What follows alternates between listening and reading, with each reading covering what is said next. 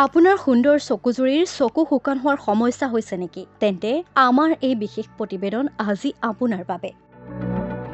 চকু শুকাই গ'লে বহু সমস্যাৰ সন্মুখীন হ'বলগীয়া হয়। শুকান চকুৰ ফলত চকুত বিষ, চকু ফুলা আদি সমস্যাৰ সৃষ্টি হয়। পৰ্দাত অবিৰত কাম কৰাৰ বাবে আজিকালি মানুহৰ মাজত চকু শুকান সমস্যাটো সাধাৰণ হৈ পৰিছে। সেয়ে চকুৰ শুকান ভাৱ দূৰ কৰিবলৈ কিছুমান বিশেষ খাদ্য আপোনাৰ খাদ্য তালিকাত গ্ৰহণ কৰিব লাগে। বৰ্তমান সময়ত চকু শুকান হোৱাৰ সমস্যা বৃদ্ধি পাবলৈ ধৰিছে। কম্পিউটাৰৰ সন্মুখত বহি কাম কৰা মানুহৰ ক্ষেত্ৰত এই সমস্যা সৰ্বাধিক দেখা পোৱা যায়। দীৰ্ঘ সময় টিভি চোৱা, মোবাইল ফোন চলোৱা আদি কাৰণত এই সমস্যাই বৃদ্ধি পাবলৈ ধৰিছে। বায়ু প্ৰদূষণ, কম আৰ্দ্ৰতা, এচি বা ফেনৰ পৰা প্ৰত্যক্ষভাৱে বায়ু সংস্পৰ্শলৈ অহাৰ ফলতো চকু শুকান হোৱাৰ সমস্যা দেখা দিয়ে। আজি জানি লওক চকু শুকাই যোৱা সমস্যা কেনেকৈ ৰোধ কৰিব। এই সমস্যাৰ সৃষ্টি হলে প্ৰচুৰ পৰিমাণে পানী খাব লাগে। নিয়মিত চকুৰ ব্যায়াম অতি প্ৰয়োজনীয়।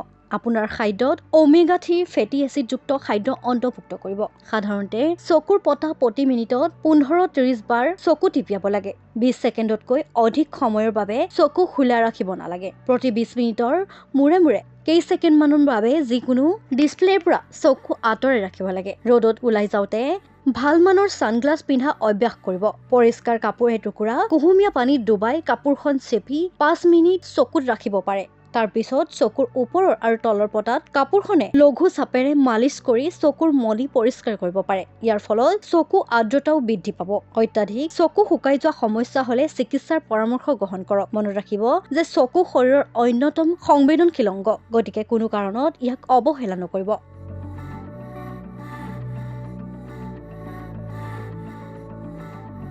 আপোনাৰ সুন্দৰ চকুজুৰিৰ চকু শুকান হোৱাৰ সমস্যা হৈছে নেকি? তেন্তে আমাৰ এই বিশেষ প্ৰতিবেদন আজি আপোনাৰ বাবে। চকু শুকাই গ'লে বহু সমস্যাৰ সন্মুখীন হ'বলগীয়া হয়। শুকান চকুৰ ফলত চকুত বিষ, চকু ফুলা আদি সমস্যাৰ সৃষ্টি হয়। পৰ্দাত অবিৰত কাম কৰাৰ বাবে আজিকালি মানুহৰ মাজত চকু শুকান সমস্যাটো সাধাৰণ হৈ পৰিছে। সেয়ে চকুৰ শুকান ভাৱ দূৰ কৰিবলৈ কিছুমান বিশেষ খাদ্য আপোনাৰ খাদ্য তালিকাত গ্ৰহণ কৰিব লাগে। বৰ্তমান সময়ত চকু শুকান হোৱাৰ সমস্যা বৃদ্ধি পাবলৈ ধৰিছে। কম্পিউটাৰৰ সন্মুখত বহি কাম কৰা মানুহৰ ক্ষেত্ৰত এই সমস্যা সৰ্বাধিক দেখা পোৱা যায়।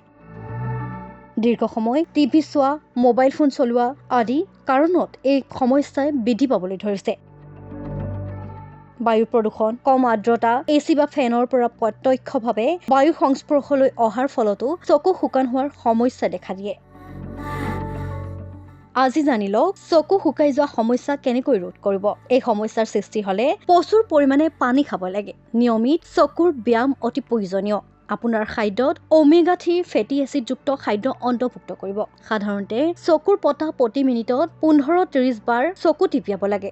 20 ছেকেণ্ডতকৈ অধিক সময়ৰ বাবে চকু খোলা ৰাখিব নালাগে। প্ৰতি 20 মিনিটৰ মূৰে মূৰে কেইছেকেণ্ডমানৰ বাবে যিকোনো ডিছপ্লেৰ পৰা চকু আঁতৰাই ৰাখিব লাগে। ৰ'দত ওলাই যাওঁতে ভাল মানৰ ছানগ্লাছ পিন্ধা অভ্যাস কৰিব। পৰিষ্কাৰ কাপোৰ এটুকুৰা কুহুমীয়া পানীত ডুবাই কাপোৰখন চেপি 5 মিনিট চকুত ৰাখিব পাৰে। তাৰ পিছত চকুৰ ওপৰৰ আৰু তলৰ পটাত কাপোৰখনে লঘু চাপেৰে মালিচ কৰি চকুৰ মলি পৰিষ্কাৰ কৰিব পাৰে। ইয়াৰ ফলত চকু আৰ্দ্ৰতাও বৃদ্ধি পাব।